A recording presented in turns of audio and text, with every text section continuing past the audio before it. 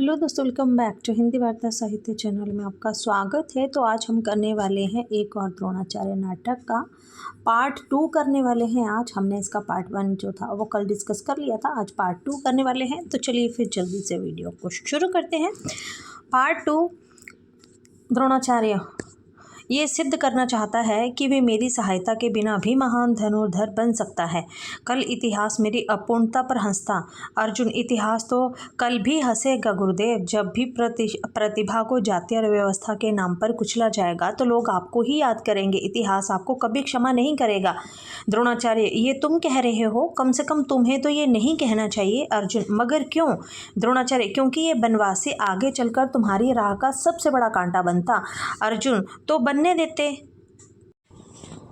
बनने देते, उससे जीतने के लिए मैं और अधिक विद्या सीखता। द्रोणाचार्य, नहीं अर्जुन, उसकी प्रतिभा स्वयंभू है, तुम उसके सामने नहीं ठहर सकते। अर्जुन, आपके रहते?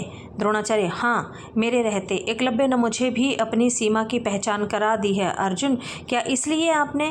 द्रोणाचार्य, याद है मैंने एक दिन बहुत प्रसन्न होकर तुम्हें आशीर्वाद दिया था कि पृथ्वी पर तुमसे बड़ा धनुर्धर नहीं होगा। आज मैं अपना वचन पूरा कर रहा हूँ। अर्जुन, पर ये अन्याय है गुरुदेव, उस पर भी और मुझ पर भी। द्रोणाचार्य, तुम पर क्यों? अर्जुन, क्योंकि मैं संसार के सबसे बड़े धनुर्धारी को अपनी आंखों से देख चुका हूँ। भविष्य में जब कभी मुझे कोई संसार का सबसे बड़ा धनुर्धर कहेगा तो उस समय एकलव्य का गर्म खून से सना हुआ पंजा मेरा मजाक उड़ाएगा। गुरुदेव, मैं अपनी अपराध भावना को कभी नहीं जीत सकूंगा। द्रोणाचार्य, मूर्खतापूर्ण बातें बंद करो। अर्जुन, गुरुदेव, अभी भी समय है, जाइए एकलव्य का मान कीजिए, मैं इस पाप में शामिल नहीं होना चाहता। द्रोणाचार्य, चुप रहो, मुझे अपना वचन पूरा करने दो, अपने राजकीय कर्तव्य का पालन करने दो। अर्जुन, नहीं गुरुदेव। द्रोणाचार्य, वो देखो एकलव्य आ रहा है। एकलव्य थाली में पूजा की सामग्री लेकर आता हुआ, उसका अंगूठा कटा है, पंजा खून से लाल है। द्रोणाचार्य को भी खून का टीका लगाता है।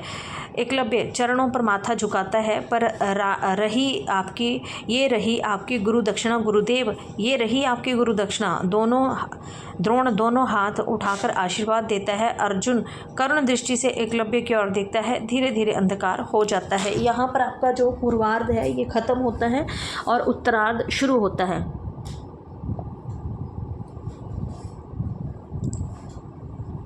मंच खाली है, फ़ोन की घंटी बज रही है। लीला आकर फ़ोन लेती है। उत्तरार्ध की जो शुरुआत होती है वो यहाँ से होती है, इसको देख लेना है आपने, है ना। लीला, हेलो, कौन? मिसेस शुक्ला, मैं लीला बोल रही हूँ। नहीं, प्रिंसिपल साहब अभी लौटे नहीं। क्या कहा? साड़ी हाउस में नया स्टॉक आया है, लेकिन मैं तो परसों ही शॉपिंग कर आई। अच्छा, तो नैनीताल की तैयारी है। याद रखना है यहाँ पर कौन से शहर का जिक्र हुआ है। नैनीताल शहर का जिक्र हुआ है। अच्छा मिस्टर शुक्ला, दौरे पर जा रहे हो? अपनी गाड़ी ले जाएंगी या सरकारी? बड़ी मौज रहती है आप लोगों की। आऊँगी, क्यों नहीं, ज़रूर खिंचाई करेंगे मिसेस दरबार की। पुलिस वाले की औरत हुई तो क्या हुआ? हाँ, सुदीप पास हो गया है, फर्स्ट आया है। सो आम के अचार में कलौंजी कितने डाली आपने? 100 ग्राम। मैं तो 125 डालती हूँ। नहीं, तकलीफ़ क्यों उठाती हो? अपना चपरासी भेज दूँगी। अच्छा, नमस्कार। अरविंद आता है, थका सा, परेशान सा। लीला रिसीवर रखती है।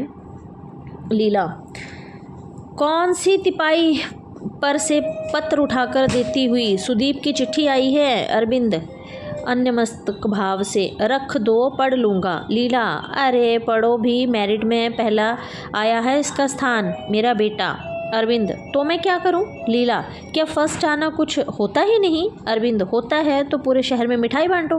लीला, इस तरह काट क्यों रहे हो? अरविंद, काटू नहीं तो क्या करूं? तुम लोगों की मेहरबानी से प्रिंसिपल जो हो गया हूं। लीला, तो बुरा क्या हुआ? अरविंद, बड़ा राज सिंहासन मिल गया है ना, एक दिन तो चैन की सांस मिलती, रोज कोई ना कोई परेशानी। लीला, इतना सोचोगे तो कैसे चलेगा? अरविंद, तो मर जाऊं? लीला, क्या प्रिंसिपल बनकर तुम सुखी नहीं हो? अरविंद, हर आदमी मुझे बेईमान और मौका परस्त समझता है, कोई मुझ पर विश्वास नहीं करता। यद्दू का प्रवेश होता है। यद्दू, क्या हो गया यार? प्रिंसिपल बनने के बाद तुझे जाने का क्या हो गया? अरविंद, क्या हो गया मुझे? यद्दू, किसी काम के आदमी नहीं रहे, जब देखो चेहरा लटकाए रहते हो। अरविंद, और बनाओ प्रिंसिपल। कहीं का नहीं रखा मुझे। यद्दू आखिर बात क्या हो गई? अरविंद कुछ नहीं। यद्दू कुछ तो हुआ है, मैं तुम्हारी नस नस जानता हूँ, अब बताओगे या चमगादड़ों की तरह मुंह लटकाए रहोगे? अरविंद मेरा तो दिमाग ही काम नहीं कर रहा है। यद्दू क्या प्रेसिडेंट ने कोई अंट शंट बात कर दी है? अरविंद उसकी आदत पड़ गई है। यद्दू किसी लेक्चर ने बदतमीजी की? अरविंद मुझसे बात ही क्यों करता है? यद्दू तो फिर हुआ क्या है? अरविंद अब कैसे बताऊं, डूब मरने की बात है। यद्दू लेकिन कहोगे भी? अरविंद सुनोगे, राजकुमार ने एक लड़की पर बलात्कार करने की कोशिश की है। यद्दू बलात्कार? किस लड़की पर? अरविंद अनुराधा पर। लीला इतनी नीच हरकत? अरविंद जोर से तुम मत बोलो, तुम्हारे कारण राजकुमार आज कॉलेज में है। यद्दू लेकिन ये घटना हुई कहाँ? अरविंद और कहाँ, कॉलेज में। यद्दू लेकिन कॉलेज में ही संभव कैसे है, वे भी तुम्हारे रहते? अरविंद जब किस्मत फूटी हो तो क्या करूँ, मुझे खुद विश्वास नहीं होता, पर जो कुछ हुआ है बस इतना सच है कि हुआ है। यद्दू लेकिन हो कैसे गया? I can't believe. Arvind college building के पीछे बगीचा तुमने देखा है ना, वहीं 4 बजे थे, कॉलेज से लड़के चले गए थे, मैंने सोचा गुलाब की नई कलमों को देखाऊं। यद्दू तो क्या है? अरविंद कहता है हैज के पास पहुंचा तो लड़की की भयानक चीख सुनाई पड़ी, मैं दौड़ा, देखा तो राजकुमार अनुराधा पर वह छटपटा रही थी। It was horrible. मैंने राजकुमार को ललकारा, भाग गया साला। अनुराधा फूट फूट कर रोती रही, समझे? Image my stand of mind.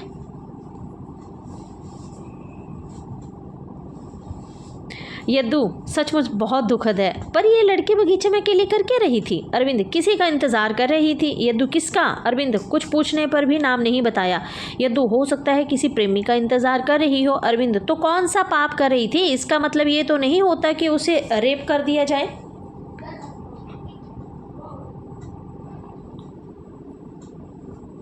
लीला रोकोगे तो भी बोलूंगी, पूरी घटना के लिए तुम कहाँ जिम्मेदार हो? अरविंद समझने की कोशिश करो। अरविंद समझने की कोशिश क्यों नहीं करती? अगर मैं कठपुतली प्रिंसिपल ना होता तो उस बदमाश की हिम्मत कैसे हो सकती थी? यद्दू फिर भी तुम्हारा इसमें क्या दोष है? जिसने किया है भुगतेगा। Arvind you don't understand the tragedy. इस घटना का अकेला गवाह मैं हूँ। कल अदालत बनकर भी मुझे ही बैठना है। यद्दू तो क्या उसने लिखित शिकायत की है? अरविंद क्यों नहीं करेगी, और ना भी करती तो क्या मुझे नामर्दों की तरह चुप बैठना चाहिए?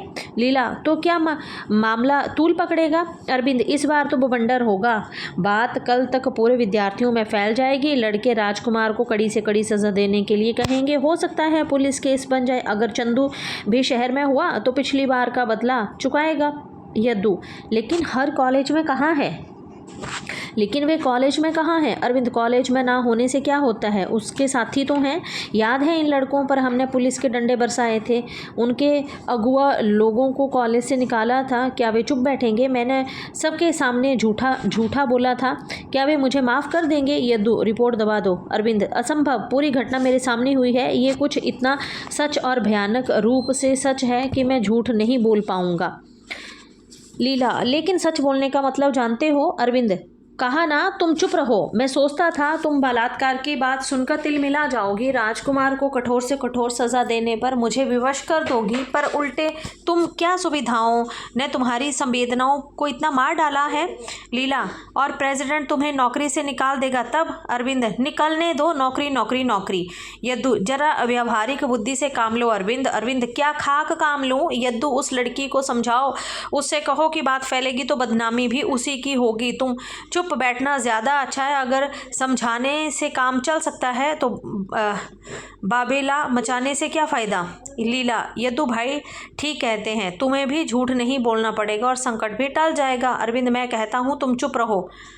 द्वार पर आहट प्रेसिडेंट आता है। अरविंद आश्चर्य से आप प्रेसिडेंट? यद्दू की ओर देखते हुए मैं आपसे ज़रा अकेले में बात करना चाहता हूँ। यद्दू इशारा समझकर चला जाता है। प्रेसिडेंट इत्मीनान से बैठकर सिगार जलाता है। मिस्टर अरविंद कॉलेज में इतनी बड़ी घटना हो गई और आपने मुझे इन्फॉर्म करना तक ज़रूरी नहीं समझा? लीला बीच में ही ये तो बस आपकी ओर ही आ रहे थे, कितने परेशान थे तब से कह रहे थे। प्रेसिडेंट साहब भी बहुत चिंतित होंगे। प्रेसिडेंट लीला की बात पर ध्यान देता हुआ अरविंद से, क्या आपको कॉलेज से मेरे पर सीधे नहीं आना चाहिए था? लेकिन आपको फुर्सत कहाँ थी? आप तो उस लड़की से रिपोर्ट लिखाने में लगे हुए थे। अरविंद उसने रिपोर्ट खुद लिखी है प्रेसिडेंट, पर आपने मना भी तो नहीं किया। अरविंद, क्या ये उसका अधिकार नहीं था? प्रेसिडेंट, उसे समझाता भी अपना कर्तव्य था। अरविंद, आपकी लड़की पर बलात्कार की कोशिश होती तो क्या आप चुप रहते? प्रेसिडेंट, मिस्टर अरविंद, लीला से भीतर जाओ। प्रेसिडेंट, मतलब साफ है कि आप उस लड़की की तरफ से बोल रहे हैं। अरविंद, आप चाहें जो समझें। प्रेसिडेंट, क्या आप राजकुमार के खिलाफ एक्शन लेने की सोच रहे हैं? अरविंद, ऑफ कोर्स, नहीं लूँगा तो लड़के मुझे फाड़ खाएंगे। प्रेसिडेंट, मिस्टर अरविंद, आप नहीं जानते कि मैं अपने लड़के की हरकत पर कितना दुखी हूँ। कोई भी बाप होगा तो दुखी होगा। अरविंद, तो उसे अपने की सज़ा भुगतने दीजिए। प्रेसिडेंट, दूसरा कोई समय होता तो आपकी बात मान लेता, पर इस समय नहीं। अरविंद, क्यों? प्रेसिडेंट, अब आपको क्या छुपाऊं, मुझे मंत्रिमंडल में लेने की बात चल रही है, मेरी इमेज नहीं बिगड़नी चाहिए। अरविंद, तो राजकुमार को रेस्टिकेट करा दीजिए, आपकी इमेज और उभर कर सामने आएगी। प्रेसिडेंट, परमार्थ की राजनीति के दिन लद गए मिस्टर अरविंद, तो आप क्या चाहते हैं? प्रेसिडेंट, लड़के को बेदाग भी बचाना है, मंत्री भी बनना है मुझे। आप नहीं जानते अपराध की सार्वजनिक तौर पर स्वीकृति राजनीति में आत्महत्या कहलाती है। ये प्रेसिडेंट के हैं, ठीक है ना? अरविंद, सार्वजनिक रूप में झूठ बोलना क्या मेरे लिए आत्महत्या नहीं होगी? प्रेसिडेंट, लेकिन ऐसा मौका ही क्यों आने देते हैं? ऐसा कुछ सोचिए जिसमें ना आपको बोलना पड़े ना दूसरों को। अरविंद, नहीं, इस बार मैं वही बोलूँगा जो सच है। प्रेसिडेंट, लगता है आपका धर्म राज फिर जाग उठा है, पर आप करेंगे वही जो मैं चाहता हूँ। अरविंद, आप गलत फहमी में हैं। प्रेसिडेंट, मैं, लेकिन कल आप जो कुछ बोलेंगे उस पर विश्वास कौन करेगा?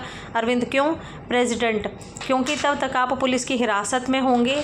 इसी समय लीला आती है, मैं जा रहा हूँ। लीला, लेकिन इसका अपराध क्या है? प्रेसिडेंट, विरोध, केवल विरोध। अच्छा मिस्टर अरविंद, थोड़ी देर बाद मैं टेलीफोन करूंगा, इस बीच आप मेरा कहना मान लें तो अच्छा ही है। लीला अरविंद की ओर परेशान दृष्टि से देखती हुई कुछ देर खामोशी से, लीला, तुमने आखिर ऐसा क्या दिया जो जेल जाना तक की नौबत आ गई? अरविंद, क्या मुझ पर भरोसा नहीं है? लीला, फिर भी मैंने कोई गलती नहीं की। लीला, तब प्रेसिडेंट धमका क्यों रहा था? अरविंद, उसके हथकंडे तुम नहीं जानती। लीला, क्या तुम्हें कोई गलती नहीं हो सकती? अरविंद, नहीं, मैंने अपना काम ईमानदारी से किया है। लीला, क्या प्रेसिडेंट को इतना नाराज़ कर लोगे कि वे तुम्हें जेल भिजवा दे? अरविंद, जेल उसका बाप नहीं भिजवा सकता, नौकरी भले ले ले। लीला, नौकरी छूटने का मकसद समझते हो? अरविंद, हाँ समझता हूँ, तुम्हारा ये बंगला छिन जाएगा, टेलीफोन कट जाएगा, मुफ्त में चपरासी नहीं रहेंगे, तुम प्रिंसिपल की औरत नहीं कहलाओगी। मैं आज तुम्हारी एक बात नहीं सुनूंगा। लीला भीतर जाती है। अरविंद उसे परेशानी की हालत में टेलीफोन तक जाता है, नंबर डायल करता है, दूसरी तरफ का नंबर शायद एंगेज है, रिसीवर रख देता है, कुछ क्षणों में फिर नंबर डायल करता है, नंबर शायद फिर एंगेज है। अनुराधा आती है, 20 के आसपास, दिखने में ठीक ठाक है। अरविंद को उसकी उपस्थिति पर आश्चर्य है। अनुराधा होती है, 20 साल की है, जिसका बलात्कार करता है, कोशिश करता है। अरविंद, तुम इस समय यहाँ पर? अनुराधा, जी सर। अरविंद, लेकिन यहाँ आने की ज़रूरत? अनुराधा, मैं जानना चाहती थी कि क्या? अनुराधा, आप निश्चित रूप से एक्शन ले रहे हैं या नहीं? अरविंद, तो तुम चाहती हो एक्शन? निश्चित रूप से हो, नहीं चाहती तो रिपोर्ट क्यों करती फिर? अरविंद, क्या आपने माता पिता को सब कुछ बता दिया है? अनुराधा, जी हाँ। अरविंद, क्या कहते हैं? अनुराधा, कहते हैं चुप बैठो, कॉलेज छोड़ दो। अरविंद, क्यों? अनुराधा, सोचते हैं गरीबों के पचड़े में पड़ना ठीक नहीं है। अरविंद, लगता है डर गए। अनुराधा, उनका डर स्वाभाविक नहीं, सोचते हैं कल अखबार वालों को मालूम हो जाएगा, वे मसालेदार ढंग से खबरें छापेंगे, लोग घिनौने ढंग से मज़ा लेंगे, जो नहीं हुआ है वे भी मेरे माथे मर जाएगा। अरविंद, क्या वे इसे अपनी इज्जत पर हमला नहीं समझते? क्या उनकी आत्मा तिलमिलाई नहीं? अनुराधा, क्या वे मनुष्य नहीं हैं? पर क्या कर सकते हैं, प्रेसिडेंट से कैसे टकराएंगे? उनका कहना है कि ऐसे मामलों में लोगों की कल्पना शक्ति बड़ी मजाक बनती है, बलात्कार की कोशिश बढ़ती बढ़ती गर्भपात तक जा पहुँचेगी। अरविंद, तो तुम चाहती क्या हो? अनुराधा, एक्शन। अरविंद, माँ बाप को मर्जी के खिलाफ? अनुराधा, जी हाँ, अपनी मर्जी के खिलाफ जीकर क्या करूँगी? अरविंद, अकेली लड़ भी सकोगी? अनुराधा, क्या आप साथ नहीं देंगे? अरविंद, जैसे चौंकर, हाँ हाँ दूंगा, क्यों नहीं। अनुराधा, जानते हैं मेरे पिता को धमकाया जा रहा है? अरविंद, कौन धमका रहा है? अनुराधा, राजकुमार और उसके साथी। अरविंद, क्या धमकी दी? अनुराधा, मेरे पीछे गुंडे लगाने की। राजकुमार, जो कुछ भी नहीं कर पाया उसे पूरा करवाने की। मेरे पिता को जान से मारने की। अरविंद, तुम लोग पुलिस में रिपोर्ट क्यों नहीं करते? अनुराधा, जब मेरे माता पिता बात को बढ़ाना ही नहीं चाहते तो रिपोर्ट क्यों करेंगे? उन्होंने तो मुझसे भी साफ कह दिया कि यदि मैंने रिपोर्ट पर जोर दिया तो मुझे घर से बाहर निकाल देंगे। अरविंद, इससे बाद भी तुम एक्शन चाहती हो? अनुराधा, जी हाँ, चाहे जो हो पर एक्शन होना चाहिए। अरविंद, पिता ने घर से निकाल दिया तो रहोगे कहाँ? अनुराधा, वह बात का सवाल है, लेकिन राजकुमार इस बार नहीं छूट पाएगा। क्या मैं उसकी रखैल हूँ या उसके बाप की जायदाद हूँ? अरविंद, लेकिन बदनाम होने के बाद तुम्हें अपनाएगा कौन? अनुराधा, सभी पुरुष नामर्द नहीं हो गए हैं सर, मुझे अपनाने वाला भी कोई है। उसका प्रेम मुझे लड़ने की ताकत देगा। अरविंद, कौन है वे? अनुराधा, वही जिसका मैं बगीचे में इंतज़ार कर रही थी। तो वे आया क्यों नहीं? अनुराधा, नहीं आ पाया, एकाएक उसे शहर से बाहर जाना पड़ा। अगर वे आ जाता तो? अरविंद, तो क्या कर लेता? अनुराधा, राजकुमार के पेट की आंतड़ियाँ बाहर कर देता। अरविंद, तुम उसका नाम क्यों नहीं बताती? अनुराधा, आपके काम का नहीं है वे नाम। अरविंद, तो तुमने परिणामों को अच्छी तरह सोच लिया है? अनुराधा, जी हाँ, वैसे भी परिणामों का हिसाब किताब करने की उलझन में पड़ना भी नहीं चाहती। अरविंद, ठीक है, मैं कल राजकुमार को कॉलेज से रेस्टिकेट कर दूंगा। अनुराधा, पर आपने सभी परिणामों का हिसाब किताब कर लिया है या नहीं? अरविंद, सोचती हो कि उसे रेस्टिकेट नहीं कर पाऊंगा? क्यों सोचती हो ऐसा? अनुराधा, क्योंकि आप कहते बहुत हैं कर कुछ नहीं पाते। अरविंद, इसका मतलब तुम्हें मुझ पर भरोसा नहीं है? क्या तुम्हें खुद मैंने रिपोर्ट नहीं लिखवाई? क्या विरोध करने के लिए मैंने खुद नहीं कहा? अनुराधा, कहा ना, मुझे थोड़ा अचरज भी है। अरविंद, लेकिन क्यों? अनुराधा, क्योंकि 3 साल पहले आपने चंदू से भी यही कहा था। चंदू ने आपके हर शब्द पर हमेशा वेद की तरह विश्वास किया, पर हुआ क्या?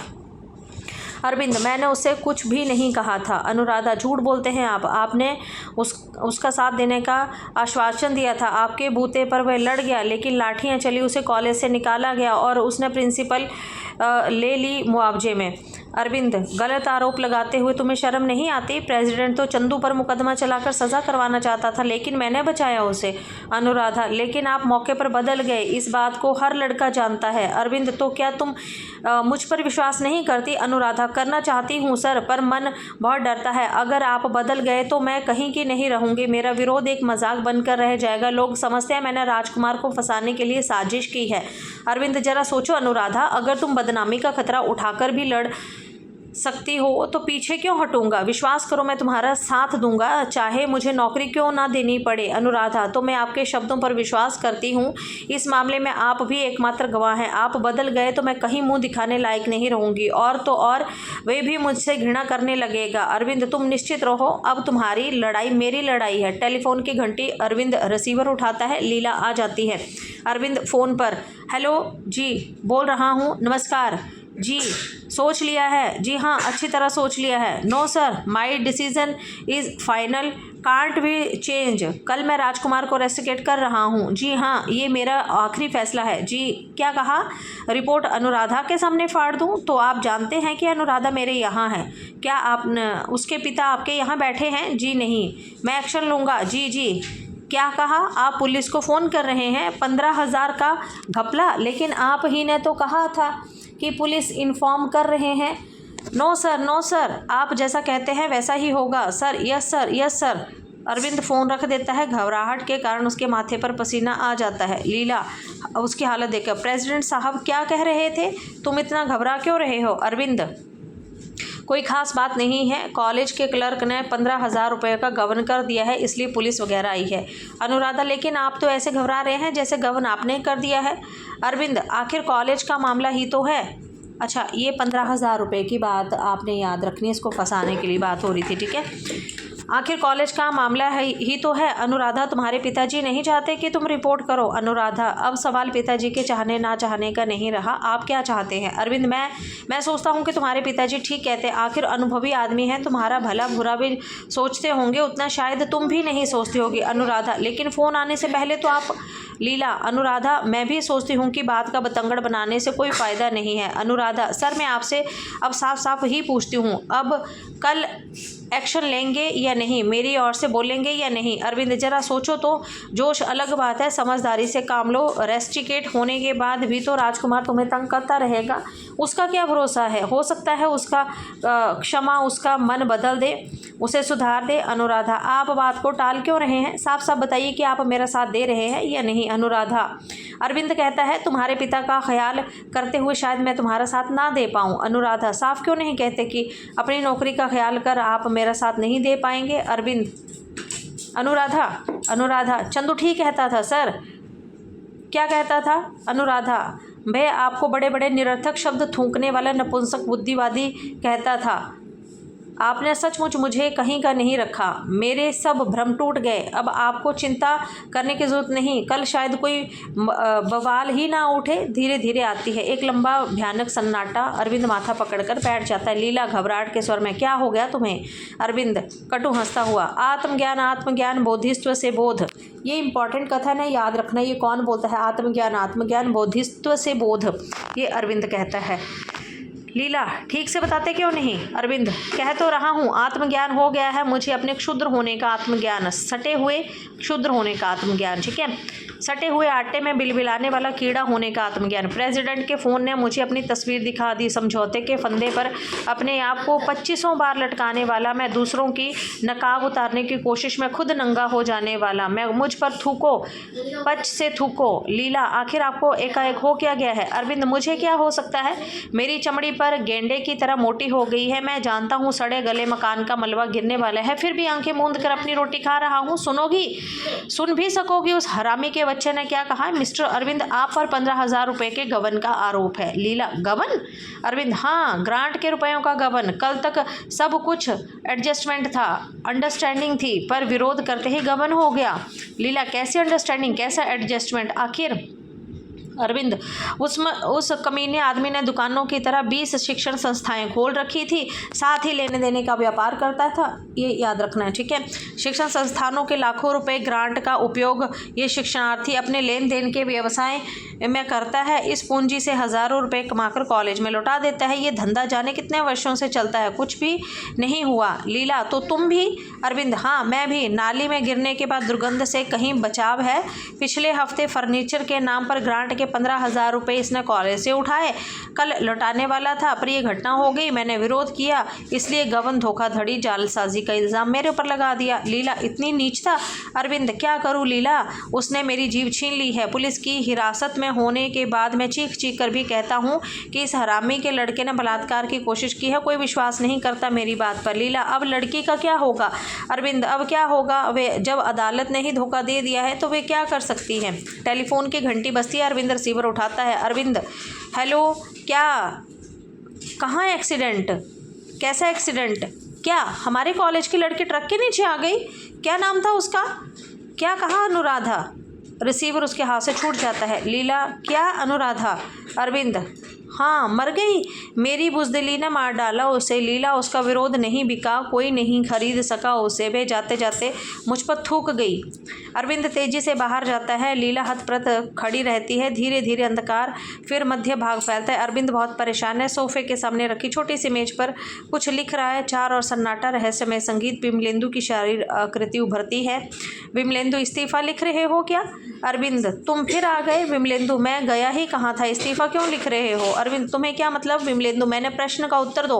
अरविंद सब जानते हुए क्यों पूछते हो, क्या ऐसी मन स्थिति में नौकरी करना संभव है। विमलेंदु तब क्या करोगे। अरविंद अभी सोचा नहीं है। विमलेंदु नौकरी के अलावा तुम कर भी क्या सकते हो, हर बार तुमने नई नौकरी करने के लिए ही तो पुरानी छोड़ी है, फाड़कर फेंक दो अपना इस्तीफा। अरविंद तुम ऐसा कहते हो।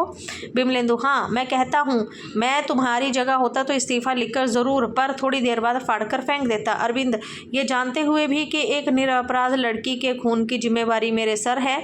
विमलेंदु हाँ क्योंकि तुम उस लड़की की आत्महत्या के लिए पूरे जिम्मेदार नहीं हो। अरविंद तो कौन है। अरविंद 3 आदमी, प्रेसिडेंट, लड़की, बाप और तुम। ये तीन आदमी याद रखने हैं, लड़की की जिम्मेवार 3 आदमी है, प्रेसिडेंट, लड़की का बाप और तुम। अरविंद लेकिन दगा तो मैंने दिया। विमलेंदु इससे क्या होता है, प्रेसिडेंट तुम्हें पुलिस की धमकी ना देता तो तुम अपना निर्णय बदलते। जानते हो अनुराधा के बाप ने कहाँ गया? जानते हो अनुराधा के बाप ने अपना विरोध 5,000 रुपयों में बेच दिया था।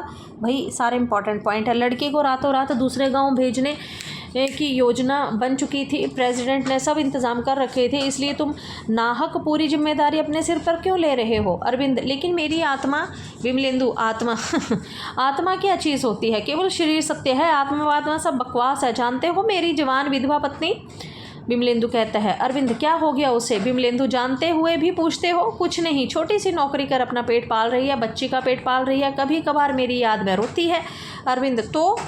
विमलेंदु, पर उसे लोग चैन से कहाँ रहने देते हैं? उसका एक नया अफसर आया है, 60 साल की उम्र है उसकी, वह डोरे डाल रहा है मेरी पत्नी पर, प्रमोशन का लालच दे रहा है। अब बोलो, कहाँ है आत्मा? शरीर, केवल शरीर। अरविंद, तो क्या कहना चाहते हो? विमलेंदु, फाड़ कर फेंक दो इस्तीफा, ठाक से नौकरी करो। अभी तक तुमने गवर्न नहीं किया, पर अब करो, प्रेसिडेंट का साथ दो। अरविंद, उस कमीने का। विमलेंदु, उसे गाली मत दो, तुम्हारे लिए वे बड़े काम का आदमी है। जानते हो 1-2 दिनों में मंत्री बन रहा है, हो सकता है एजुकेशन उसके हाथ लग जाए। अरविंद, इससे क्या? विमलेंदु, क्या तुम्हारे कुछ नहीं करेगा? क्या तुम्हारे लिए कुछ नहीं करेगा? कुछ तो करेगा, देखना, वे तुम्हें कुछ बनाकर रहेगा। उठाओ, फाड़ दो इस्तीफा, फाड़ो इसको। अरविंद, नहीं, उस लड़की को मैंने दगा दिया है, मेरे कारण उसने आत्महत्या की है, मुझे अपने पाप का प्रायश्चित करने दो। विमलेंदु, प्रायश्चित ही करना है तो तुम भी आत्महत्या करो, लेकिन उसकी ज़रूरत नहीं। स्त्री का अपमान कोई नई बात नहीं है, वह तो होता ही रहता है। क्या क्या तुम्हारा द्रोणाचार्य कौरवों की दास्ता छोड़कर चला गया? क्या उसने तलवार उठाई? मेरा नाटक याद करो, क्यों नहीं करते? द्रौपदी का सार्वजनिक रूप से अपमान हुआ, द्रोणाचार्य वहीं खड़ा था, वह चुप क्यों रहा? बोलो, चुप क्यों रहा? याद करो नाटक, याद करो।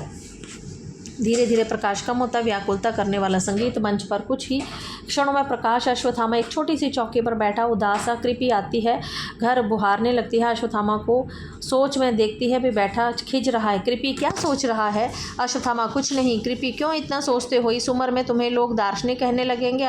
अश्वत्थामा, माँ, पिताजी नहीं आए? कृपि, आते होंगे। अश्वत्थामा, जानती हैं आज सुबह पांडव राजधानी छोड़कर वनवास चले गए? कृपि, जानती हूँ। अश्वत्थामा, जानते हुए भी तुम इतना ठंडा जवाब क्यों दे रही हो? कृपि, तो क्या करूँ, चीखूं? अश्वत्थामा, दुख तो इसी बात का है कि कोई चीखता ही नहीं है, सब चुप बैठे रहते हैं। कृपि, तो तू चीख।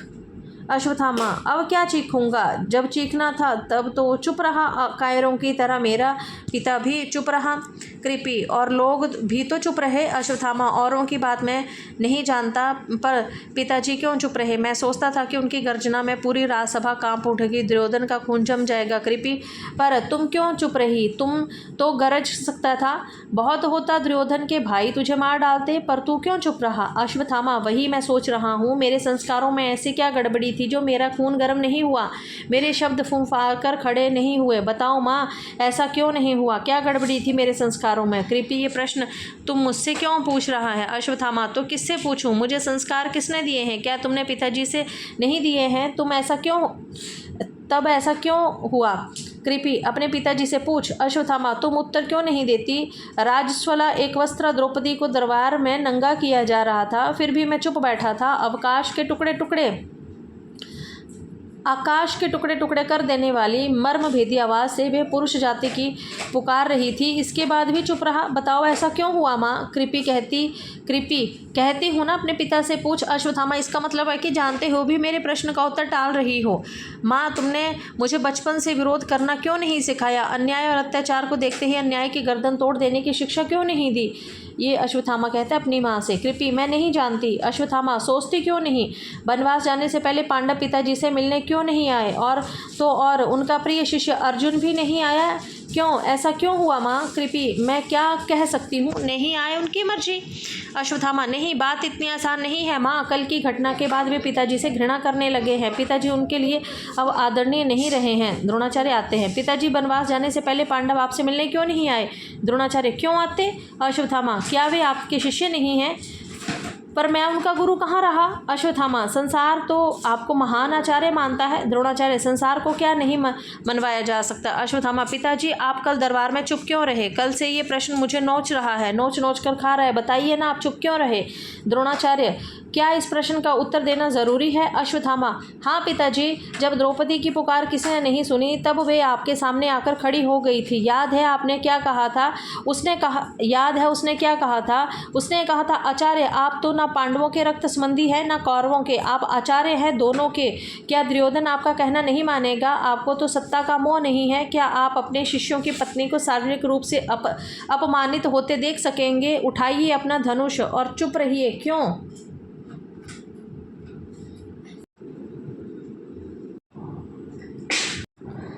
उठाइए अपना धनुष, पर आप चुप रहे क्यों? द्रोणाचार्य: इस प्रश्न का उत्तर अपनी माँ से पूछो। अश्वत्थामा: जब मैं माँ से पूछता हूँ तो वो कहती हैं अपने पिता से पूछो। अब आप माँ की ओर संकेत करते हैं।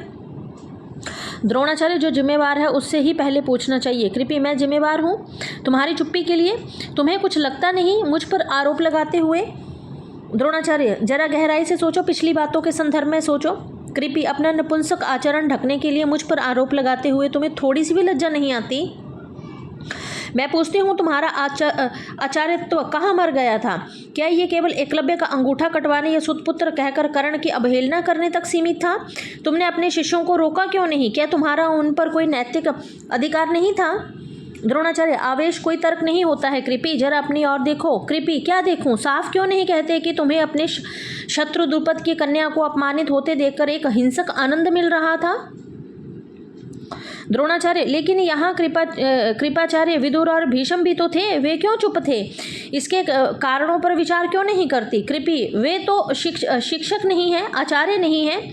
तुमने चुप रहकर शिक्षक को अन्याय पीने की परंपरा दे दी। आने वाला इतिहास तुम्हें कोसेगा। अश्वत्थामा: माँ। कृपि: चुप रह। तू क्यों नहीं बोला? जब दुर्योधन का भाई विकिरण खड़ा होकर विरोध कर रहा था तो तू क्यों चुप रहा? तेरा अध्यात्म चिंतन ब्रह्मा ज्ञान सब ढोंग है। कहता क्यों नहीं कि द्रौपदी का खुला शरीर देखने की लालसा तुझे भी सता रही थी? द्रोणाचार्य: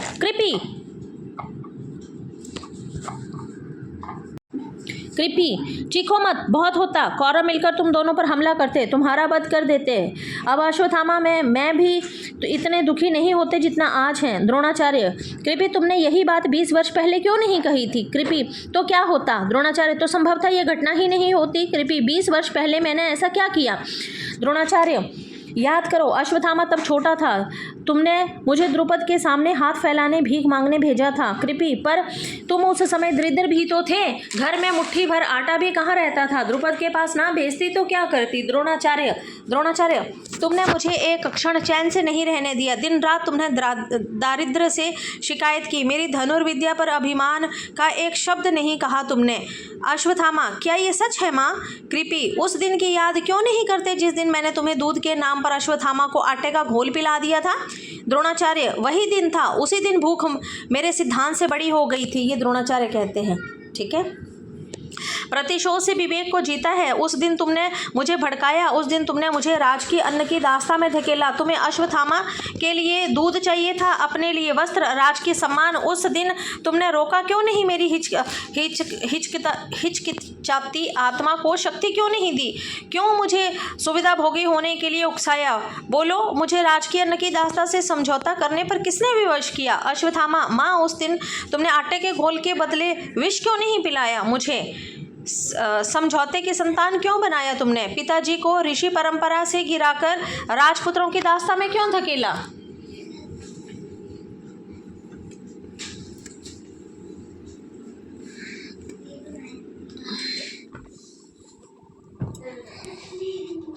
द्रोणाचार्य: और उस राजकीय अन्न की दास्तान में मेरा विवेक खरीदा, मेरी न्याय बुद्धि खरीदी। मुझे एकलव्य का अंगूठा काटना पड़ा। मुझे कर्ण जैसे होनहार विद्यार्थी को व्यवस्था की आड़ लेकर ठुकराना पड़ा। पक्षपात क्षुद्रता ने मेरा स्वत्व छीन लिया। अश्वत्थामा: उस समझौते ने मुझे कभी सही आदमी नहीं बनने दिया। तब मैं सही आदमियों का कहाँ से निर्माण करता? कृपि, लेकिन राजकीय अन्न की दास्ता से मुक्त होने की कोशिश क्यों नहीं की तुमने?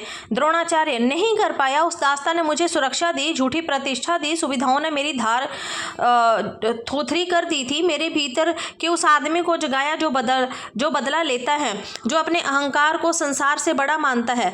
द्रुपद ने बदला लेने के लिए मैंने अपने विद्यार्थियों को युद्ध का अनुवाद दिया, उनका उपयोग किया स्वार्थ के लिए। कृपी मैं हर दिन छोटा आदमी होता गया। अश्वत्थामा, पिताजी अब इस राजकीय दास्ता को छोड़ क्यों नहीं देते? जो कुछ न्याय है, सत्य है, उसका पक्ष क्यों नहीं लेते? द्रोणाचार्य, नहीं बेटे, अब संभव नहीं है, बहुत देर हो गई है। अब मुझे उसका ही साथ देना होगा जो मुझे अन्न देता है, वस्त्र देता है। अब इस अवस्था में परिवर्तन संभव नहीं। अश्वत्थामा, द्रौपदी के इस अपमान के परिणाम का क्या होगा पिताजी? द्रोणाचार्य, युद्ध, सर्वनाश। मेरी दी हुई विद्या सहस्त्रों बलिदान लेगी, क्योंकि मैंने केवल शस्त्र चलाने की ही शिक्षा दी है। मैंने उसके आगे ऐसा कुछ नहीं सिखाया है जो मनुष्य को मनुष्य बनाता है। अश्वत्थामा, मुझे जलता हुआ भविष्य दिखाई दे रहा है। मुझे दिशाओं को बहरा बनाने वाला युद्ध का कोलाहल सुनाई पड़ रहा है। मुझे अपने विद्यार्थियों के शब्द दिखाई दे रहे हैं। अपने दारिद्र्य से बदला लेने की मेरी हिंसक भावना मुझे भी ग्रस रही है। धीरे धीरे अंधकार हो जाता है। जेल की कोठरी का आभास स्पाट केवल अरविंद पर पड़ता है। दाढ़ी बड़ी हुई है। जर्जर धीरे धीरे बिमलेंदु की शरीर आकृति उभरती है। बिमलेंदु, क्या सोच रहे हो? अरविंद, कुछ नहीं। बिमलेंदु, झूठ बोलते हो। तुम सोच रहे हो कि कल अदालत में क्या होगा? अरविंद, मैं क्यों सोचूं? मैंने हत्या नहीं की है। बिमलेंदु, मैं कहाँ कहता हूँ कि तुमने हत्या की है। इतना साहस तुम में है कि कहाँ हत्या की तो दूर रही, तुम आत्महत्या भी नहीं कर सके। अरविंद, तुम जानते हो कि मुझ पर केवल कंपटीशन एडिवेंस के कारण मुकदमा चलाया जा रहा है। तुम ये भी जानते हो कि मैंने उस पहाड़ी क्लिप से प्रेसिडेंट को नहीं धकेला। बिमलेंदु, ये सही है, तुम निरपराध हो, लेकिन सच बताना, पिछले कुछ दिनों से प्रेसिडेंट के लिए तुम्हारे मन में भयानक नफरत रही है या नहीं? अरविंद, हाँ, लेकिन मैंने। बिमलेंदु, बीच में मत बोलो, मेरे सवाल का जवाब दो। ऊपर ऊपर से भले उसका साथ देते हो, लेकिन भीतर ही भीतर तुम उसे नष्ट करने की योजना बना रहे थे या नहीं? ये बिमलेंदु कहता है। अरविंद, लेकिन वे केवल एक विचार था। बिमलेंदु, फिर झूठ। वह केवल विचार नहीं था, उसमें योजना का बीज था। पिछले साल उस क्लिफ से कूदकर जब एक व्यक्ति ने आत्महत्या की थी तो तुम उस स्थान को देखने गए थे। अरविंद, हाँ, गया था। बिमलेंदु, उस स्थान को देखकर तुम्हारे मन में भी कौन सी क्रूर कल्पना आई थी? बोलो। अरविंद, याद नहीं आता। बिमलेंदु, फिर झूठ। मुझसे झूठ बोलकर जाओगे कहाँ? क्या प्रेसिडेंट को धकेल कर उसकी हत्या करने का विचार तुम्हारे मन में नहीं आया था? अरविंद, आया था। बिमलेंदु, इसके बाद प्रेसिडेंट बीमार पड़ा, ब्लड प्रेशर, उसे डॉक्टर ने सुबह और शाम टहलने की सलाह नहीं दी थी? अरविंद, दी थी। बिमलेंदु, और तुम उसके साथ घूमने जाने लगे, लोगों ने खुशामद समझा। तुम्हारे मन में ये पापी विचार बना रहा, क्यों बना रहा या नहीं? अरविंद, हाँ, बना रहा। बिमलेंदु, धीरे धीरे तुम उसे शाम के समय क्लिफ की ओर ले जाने लगे। प्रेसिडेंट को तुम्हारे इरादे पर शक नहीं हुआ? अरविंद, पर मैं ऐसा जानबूझकर नहीं कर रहा था। बिमलेंदु, लेकिन तुम कर रहे थे। और उस शाम को क्लिफ को नीचे तराई के गांव में मेला लगा था। ये याद रखना, मेला कहाँ पर लगा था, ठीक है? लेकिन तुम कर रहे थे। उस शाम को क्लिफ के नीचे तराई के गांव में मेला लगा था। नगाड़ों की आवाज़ें आ रही थी। तुमने प्रेसिडेंट के क्लिफ के बिल्कुल छोर पर बुलाया जिससे वे मेला देख सके। तुमने कहा था, देखिए प्रेसिडेंट साहब, लोग कैसे चींटियों जैसे लग रहे हैं। कहा था कि नहीं कहा था? अरविंद, हाँ, कहा था, लेकिन हत्या का विचार मेरे मन में तब भी नहीं था। बिमलेंदु, प्रेसिडेंट उस उत्सुकतावश तुम्हारा सहारा लेकर आगे बढ़ा। तुमने उसके कंधे पर हाथ रखा। बोलो, उस समय तुम्हारा मन पाप से भरा नहीं था? अरविंद, लेकिन मैंने उसे नहीं धकेला। बिमलेंदु, लेकिन पापी विचार तुम्हारे मन में बना था या नहीं? अरविंद, हाँ, आया तो था। बिमलेंदु, लेकिन भाग्य ने तुम्हारा साथ दिया। प्रेसिडेंट बैलेंस नहीं बना सका, खुद ही गिर गया। क्यों? अरविंद, हाँ, वे अपनी मौत मरा है, मैं अपराधी नहीं हूँ। मेरे शत्रु जबरदस्ती मुझे फंसा रहे हैं। बिमलेंदु, कौन है तुम्हारा शत्रु? अरविंद, अब किसका नाम लूँ? बिमलेंदु, तुमने पुलिस में रिपोर्ट की, एक्सीडेंट कहाँ, तुमने पूरी बात बताई। इसके बाद भी किसी को विश्वास नहीं हुआ। लोगों ने जांच की मांग की। जानते हो वे लोग कौन थे? अरविंद, नहीं, मैं नहीं जानता। बिमलेंदु, फिर झूठ। कितना झूठ बोलोगे? वे लोग तुम्हारे सहयोगी हैं जिन्हें तुम प्रेसिडेंट के कहने पर 500 की रसीद लिखाकर केवल 300 रुपये में वेतन देते हो। अरविंद, लेकिन ये तो पुरानी परंपरा है विमलेंदु, लोगों को तुमसे उम्मीद थी इस परंपरा को तोड़ोगे। अरविंद, लोगों के इस तरह सोचने का जिम्मेदार मैं कहाँ हूँ? विमलेंदु, फिर झूठ, फांसी का फंदा पास आता जा रहा है, फिर भी तुम नहीं बोलते। तुम हमेशा शोषण और अन्याय के खिलाफ लेक्चर देते थे, तुम हमेशा मानवीय अधिकारों का झंडा उठाकर घूमते थे या नहीं? लोग तुमसे आशाएं रखते थे, क्या गलत करते थे? तुमने उन्हें दगा दिया। जब तुम प्रेसिडेंट के साथ घूमने जाने लगे तो तुम्हारे साथियों को विश्वास हो गया कि तुम प्रेसिडेंट के आदमी हो, उनके नहीं। अरविंद, ये झूठ है, मैंने अपने सहयोगियों को कभी नहीं सताया। विमलेंदु, पर उनके लिए कुछ किया भी तो नहीं। अब तुम केवल एक बात को लेकर परेशान हो रहे हो, कल चंदू अदालत में क्या बोलेगा? अरविंद, चंदू सच बोलेगा, सच के अलावा कुछ नहीं बोल सकता वो। विमलेंदु, क्या तुम चाहते हो कि वह सच बोलेगा? चुप क्यों हो, जवाब क्यों नहीं दे रहे? उसके सच बोलने का अर्थ समझते हो? तुम्हारा अपराध सिद्ध होगा। अरविंद, वह मुझे बचाएगा। विमलेंदु, उससे मेरा विरोध हो सकता है, मैंने उस पर अन्याय किया है, ये भी सच है, पर चंदू मेरा शिष्य है, आखिर वह कुछ तो सोचेगा, वह मुझे ज़रूर बचाएगा। विमलेंदु, शिष्य होना काफ़ी नहीं होता, वे मनुष्य भी है, वे तुम्हारे मुकदमे का चशमदीद गवाह भी है। उसने सब कुछ अपनी आंखों से देखा है। उसे संभालो, मैं यही कहने आया था कि उसे संभालो। की ध्वनि गूंजती रही। धीरे धीरे अंधकार प्रकाश मंच पर जो था वो आ गया। एक कटहरे में अरविंद खड़ा है, गवाह के कटघरे में चंदू। आवाज़, योर ऑनर, अब मैं इस मुकदमे में चशमदीद गवाह चंद्रशेखर उर्फ चंदू प्रश्न पूछने की इजाज़त चाहता हूँ। चंद्रशेखर है इसका पूरा नाम, ठीक है। दूसरी आवाज़, इजाज़त है। पहली आवाज़, तुम प्रिंसिपल अरविंद को कब से जानते हो? चंदू, पिछले 8 साल से। पहली आवाज़, तब? चंदू, मैं कॉलेज से निकाल दिया गया। पहली आवाज़, किस तरह? चंदू, वे कॉलेज में मेरे प्रोफेसर थे। पहली आवाज़, तुम्हें कॉलेज छोड़े कितने वर्ष हो गए हैं? चंदू, मैंने कॉलेज छोड़ा नहीं। पहली आवाज़, तब? चंदू, मैं कॉलेज से निकाल दिया गया था। पहली आवाज़, क्यों निकाल दिया गया था? चंदू, मैंने कॉलेज अथॉरिटी का विरोध किया। पहली आवाज़, किस बात को लेकर? चंदू, नकल को लेकर। प्रेसिडेंट के लड़के ने सबके सामने छुरा रखकर नकल की थी, वे पकड़ा गया, लेकिन उसकी रिपोर्ट दबा दी गई। पहली आवाज़, जितना पूछा जाए उतना ही जवाब दो। किसने दिवाई रिपोर्ट? चंदू, प्रोफेसर अरविंद और प्रेसिडेंट ने। पहली आवाज़, इसका क्या परिणाम है? चंदू, इस बारे में कॉलेज के पुराने प्रिंसिपल से पूछा जा सकता है। पहली आवाज़, कॉलेज से निकाले जाने के बाद तुम क्या करते रहे? चंदू, कुछ नहीं। पहली आवाज़, कुछ नहीं यानी? चंदू, कुछ नहीं यानी कुछ नहीं। मेरे अर्थ पर विश्वास ना हो तो शब्दकोश देखिए। दूसरी आवाज़, सरकारी वकील के प्रश्नों का सीधा जवाब दो, अदालत मजाक करने की जगह नहीं होती है। पहली आवाज़, क्या तुमने नकल नहीं की थी? चंदू, नहीं की थी। पहली आवाज़, लेकिन पकड़े गए? चंदू, जी हाँ, पकड़ा गया। पहली आवाज़, जब तुम्हारे पास अपना नकल ना करने का दावा सिद्ध करने के लिए कोई प्रमाण है? चंदू, यूनिवर्सिटी का फैसला। तीसरी आवाज़, योर ऑनर, सरकारी वकील के प्रश्नों का मुकदमे से सीधा संबंध नहीं है। पहली आवाज़, योर ऑनर, मेरे हर प्रश्न का मुकदमे से सीधा संबंध है। चंदू के उत्तर के साथ से साफ जाहिर है कि प्रोफेसर अरविंद ने राजकुमार की रिपोर्ट दबाई। इससे क्या प्रोफेसर अरविंद के चरित्र के बारे में नई जानकारी नहीं मिली? दूसरी आवाज़, go ahead with your questions. पहली आवाज़, तुमने अनुराधा नाम की किसी लड़की का नाम सुना है? चंदू, जी हाँ। किस तरह? चंदू, मेरे साथ कॉलेज में पढ़ती थी। पहली आवाज़, क्या तुम्हारा और उसका उतना ही परिचय था? चंदू, नहीं, मेरा उसका गहरा परिचय था। गहरे से क्या मतलब है? यानी हम दोनों प्रेमी प्रेमिका थे। पहली आवाज़, कॉलेज से निकाले जाने के बाद भी तुम उससे वह तुमसे प्रेम करती रही है? चंदू, हाँ, वह मरते दम तक मुझसे प्रेम करती रही। पहली आवाज़, इसका कोई सबूत है तुम्हारे पास? चंदू, हाँ है, उसके पत्र हैं मेरे पास। पहली आवाज़, जिस दिन अनुराधा ने आत्महत्या की उस दिन तुम कहाँ थे? चंदू, नाना की मृत्यु हो जाने के कारण बाहर चला गया था। पहली आवाज़, उसकी आत्महत्या का कारण बता सकते हो? चंदू, प्रोफेसर अरविंद। पहली आवाज़, क्या तुम ये बात पूरी ईमानदारी से कह रहे हो? चंदू, अदालत के सामने सच बोलने की शपथ ले रखी है मैंने। पहली आवाज़, तुम इतने दावे से प्रोफेसर को दोषी ठहरा सकते हो? चंदू, मेरे पास प्रमाण है। पहली आवाज़, कैसा प्रमाण? चंदू, अनुराधा का लिखा हुआ आखिरी पत्र। पहली आवाज़, क्या तुम अदालत के सामने वे पत्र पेश कर सकते हो? चंदू, जी हाँ, कल तक पेश कर दूंगा। पहली आवाज़, क्या लिखा था उस पत्र में? चंदू, उसने लिखा था, मैं ठीक 4 बजे कॉलेज के बगीचे में तुम्हारा इंतजार कर रही थी। इतने में एक राजकुमार आया, उसने मुझे छेड़छाड़ी की, विरोध करने पर मुझ पर जबरदस्ती करने की कोशिश की।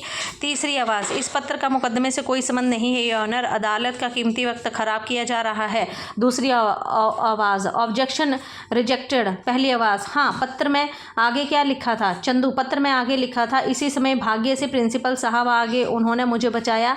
इसके बाद मुझसे रिपोर्ट लिखवाई, कहा मैं राजकुमार के खिलाफ एक्शन लूँगा, मुझे उसके कमीने बाप से बहुत सी बातों का हिसाब किताब भी चुकाना है। पहली आवाज़, तो पत्र में लिखा था कि प्रेसिडेंट से बहुत सी बातों का हिसाब किताब चुकाना है? चंदू, जी हाँ। पहली आवाज़, आगे क्या लिखा था? चंदू, आगे लिखा था, माँ और बाबूजी नहीं चाहते कि मैं मामले को आगे बढ़ाऊं, वे मुझे बदनाम होने से डरते हैं, पर मैं लड़ूंगी, लड़ना मुझे तुमसे सीखा है।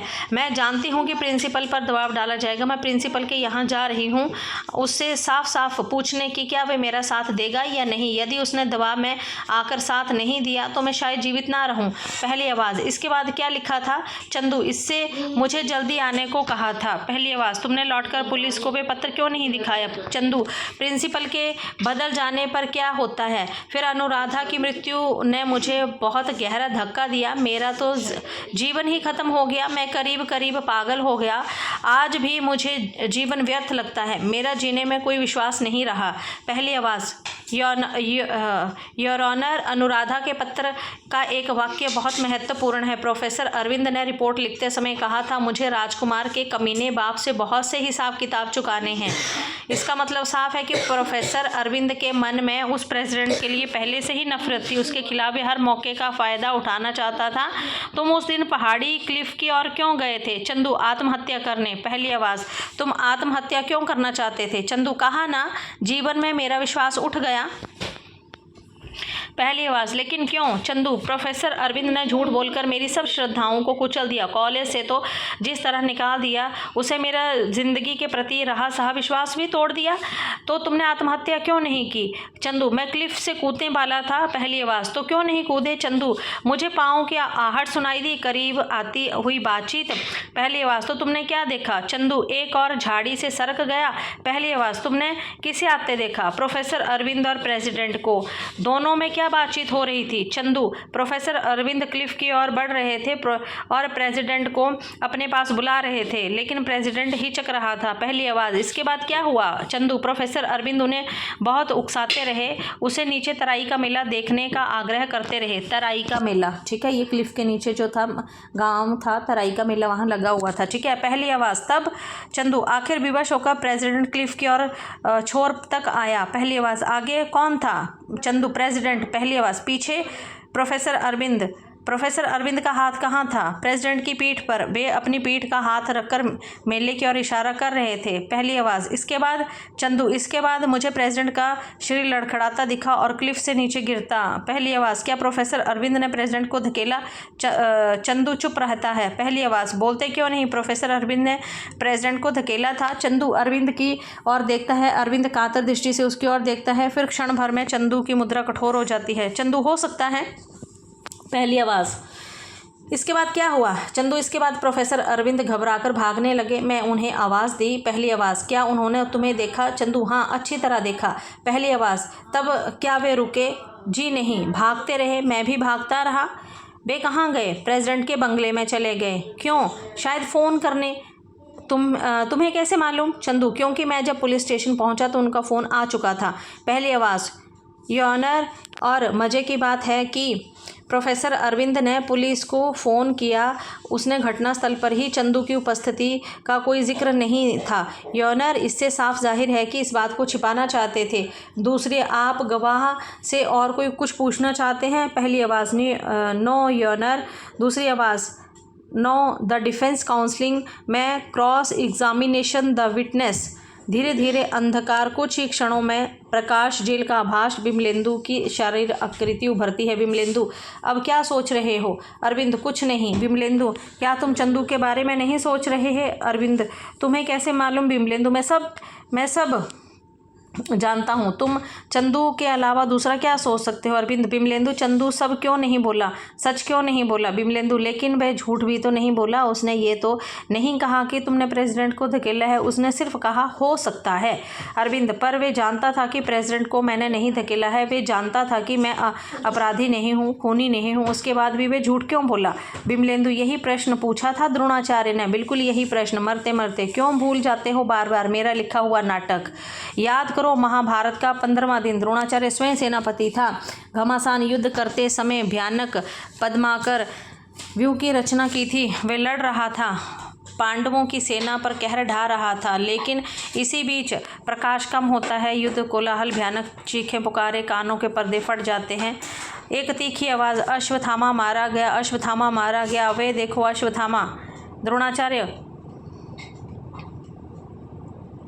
क्या अश्वत्थामा मारा गया? मेरा बेटा अश्वत्थामा? सैनिक, लोग तो यही चिल्ला रहे हैं, पांडवों की सेना ने खुशियां मनाई जा रही हैं। द्रोणाचार्य, पर क्या ये सच है? सैनिक, युद्ध में क्या सच क्या झूठ किसी का भरोसा नहीं। द्रोणाचार्य, क्या तुम इसे पांडवों की चाल समझते हो? सैनिक को कुछ नहीं कहा जा सकता। आचार्य, जयद्रथ के वध का स्मरण कीजिए, सूर्य अस्ताचल से वापस आ सकता है, मुझे क्षमा करें, मैं नहीं बता पाऊंगा। वे जाता है, एक दूसरा आह सैनिक गुजरता है। द्रोणाचार्य उसे रोकते हुए, बताओ कौन मारा गया? अश्वत्थामा नाम का हाथी या मेरा पुत्र? बताते क्यों नहीं? आह सैनिक, मैं भी आपकी तरह कोलाहल सुन रहा हूँ, चारों ओर हाहाकार मचा है, अर्जुन के बाणों से व्याकुल होकर कौरवों की सेना भाग रही। अब मैं कैसे बता सकता हूँ अश्वत्थामा नाम का हाथी मारा या आपका पुत्र? लड़खड़ाता हुआ जाता है। द्रोणाचार्य, कोई नहीं बताता, कोई बताने को तैयार नहीं है। युधिष्ठिर आता दिखाई देता है, द्रोण पुकारते हैं। द्रोणाचार्य, युधिष्ठिर सुनो, यहाँ आओ। युधिष्ठिर पास आता है। युधिष्ठिर, आज्ञा गुरुदेव। द्रोणाचार्य, युधिष्ठिर कोलाहल सुन रहे हो? हाँ गुरुदेव। द्रोणाचार्य, मेरा मन इसे सुनकर कांप रहा है, मुझे कुछ समझ नहीं आता, तुम सच बोलोगे? युधिष्ठिर, मैं कभी झूठ बोला गुरुदेव? द्रोणाचार्य, इसलिए तो मैं तुमसे पूछ रहा हूँ, मुझे गुरु दक्षिणा चाहिए। युधिष्ठिर, यहाँ युद्ध में? द्रोणाचार्य, हाँ, यहाँ युद्ध में, जहाँ सब कुछ सत्य और कुछ झूठ। मुझे गुरु दक्षिणा के रूप में बताओ कि कौन मारा गया? अश्वत्थामा नाम का हाथी या मेरा पुत्र, नर या कुंजर? युधिष्ठिर, मैं इतना ही जानता हूँ कि अश्वत्थामा मारा गया है। द्रोणाचार्य, वे नर था या कुंजर था? बोलो, इस प्रश्न के उत्तर पर मेरा जीवन निर्भर करता है, जल्दी बताओ। युधिष्ठिर, अश्वत्थामा अवश्य मारा गया, वे नर था। इसके आगे बुदबुदाता है, या कुंजर? द्रोणाचार्य एकदम टूट जाता है, तो मेरा पुत्र अश्वत्थामा मारा गया। बैठ जाता है, अब मैं जीवित रह के क्या करूँगा? नहीं, अब मुझे युद्ध नहीं होगा, नहीं होगा। नेपथ्य से आवाज़, खड़े खड़े क्या कर रहे हो धृष्टद्युम्न? काट लो उस बूढ़े की गर्दन, ले लो अपने पिता के अपमान का बदला। धृष्टद्युम्न जाता है और निहत्थे द्रोणाचार्य पर आक्रमण करता है। अंधकार, कुछ ही क्षणों में द्रोणाचार्य मरणासन्न। अश्वत्थामा आकर उसका सिर अपनी गोद में रखता है। द्रोणाचार्य क्षीण स्वर में, तुम जीवित हो अंशु? तब वे धर्मराज, झूठ क्यों बोला? गुरु दक्षिणा की शपथ के बाद भी झूठ बोला, क्यों? युधिष्ठिर, गुरुदेव। द्रोणाचार्य, ठीक किया तुमने, मैं इसी का पात्र था, सत्य और न्याय का पक्ष जानते हुए भी उसके विरोध में मैं लड़ा, अपने ही शिष्यों के विरुद्ध राजकीय अन्न की दास्ता समझौते का चित्र। ठीक किया तुमने, इस समय तुम्हारा झूठ बोलना ही धर्म है। युधिष्ठिर, तुम सच भी बोलते तो क्या इतिहास झूठ बोलता? अच्छा किया तुमने। अंधकार कुछ देर के लिए आ जाता है। अरविंद और बिमलेंदु, पूर्व स्थिति में बिमलेंदु, मिल गया ना तुम्हें अपने प्रश्न का उत्तर? अरविंद की धर्मराज से तुलना करना ठीक है, अरविंद की धर्मराज से तुलना की गई है, ठीक है। बिमलेंदु, फिर झूठ, तुम जानते हो कि तुम्हारे प्रश्न का उत्तर क्या है? Hour of confection is approaching, पर तुम सच नहीं बोलना चाहते। बताओ, चंदू को झूठ बोलना किसने सिखाया? अरविंद, किसने सिखाया? बिमलेंदु, तुमने। और किसने? मैंने? कैसे? बिमलेंदु, तुमने उसके लिए कब बोले? तुम उसके लिए सच कब बोले? जानते हो तुम्हारे हर झूठ से उसके विश्वास को गहरा धक्का मिला है। कुल मिलाकर शिक्षक के रूप में तुमने उसे क्या दिया? अश्वत्थामा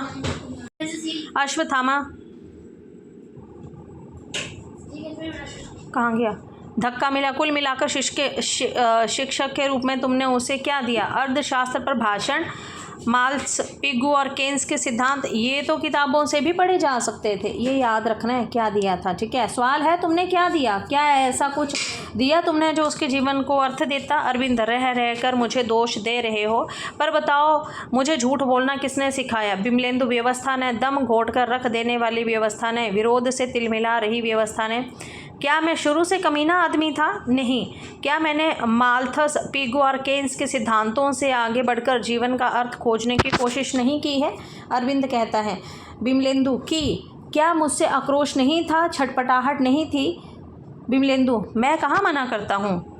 अरविंद, तब तुम उस प्रेसिडेंट को दोष क्यों नहीं देते? बिमलेंदु, क्योंकि उसके पास शक्ति थी, व्यवस्था उसकी पीठ थपथपाती थी, शक्ति के कारण तुम्हारी नियति तुम्हें अधिकार का सवाल उससे तय कर दिया था, ठीक है।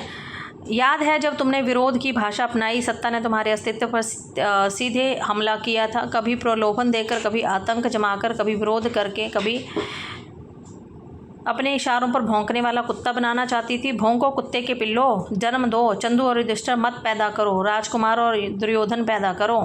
अरविंद, क्या तुम्हारे आत्म बलिदान का यही निष्कर्ष? बिमलेंदु, अपनी वजनी शब्दों का इस्तेमाल बंद करो, उन्होंने अर्थ खो दिए हैं। मेरा आत्म बलिदान बेवकूफ़ जानता है। मेरी पत्नी कहाँ है?